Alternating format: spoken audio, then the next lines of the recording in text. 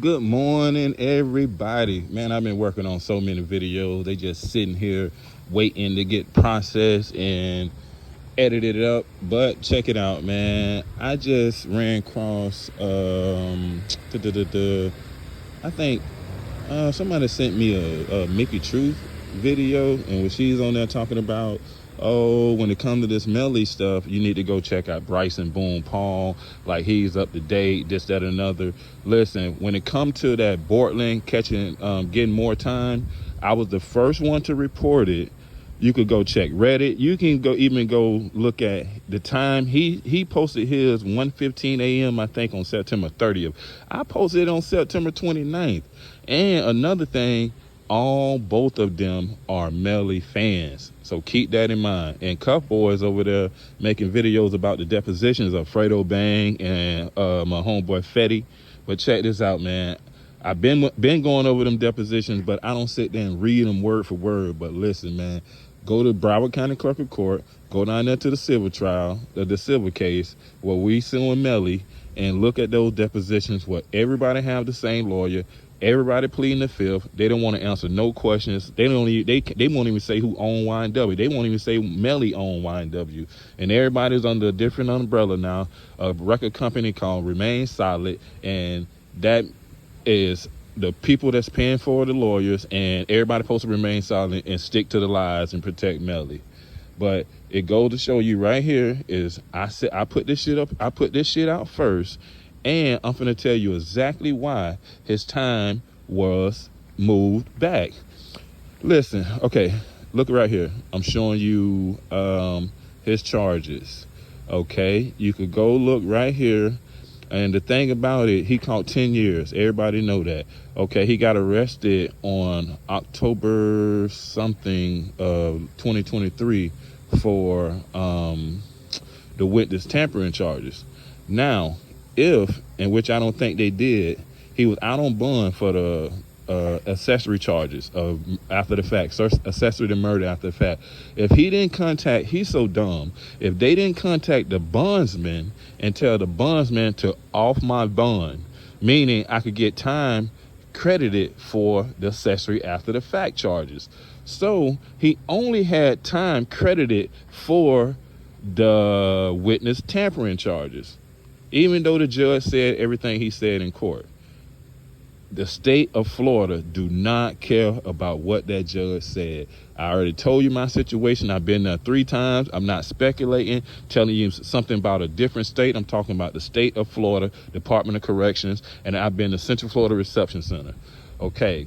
And they went back to the accessory charge where he bonded out. He only had 1 day in or 2 days. He bonded right out. Okay. That is the charge that the state is calculating his time on, because look at it like this: if I sign in jail 2 years on a charge, but 2 years prior to that I bonded out on a different case, so I catch 10 years on both cases. So the case that I got 2 years on, okay, I'm only gonna have to do 6 more years.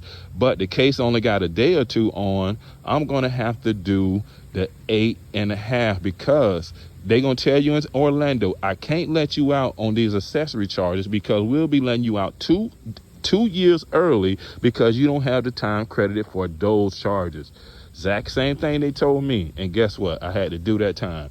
You could get a lawyer, come back in court and fight for it, and you might win, you might lose. It's 50-50, but that's exactly why his time is pushed back. And then you go to Orlando and you go through reception, man. You could get shipped out of there within a week or 2. You go through orientation, man. That shit lasts like 3 or 4 days, and you're done. You just waiting to get shipped out of there. That's it. You ain't sitting there. Your date ain't going up and down. Your date is what it is. He just got his shit adjusted because he had multiple cases.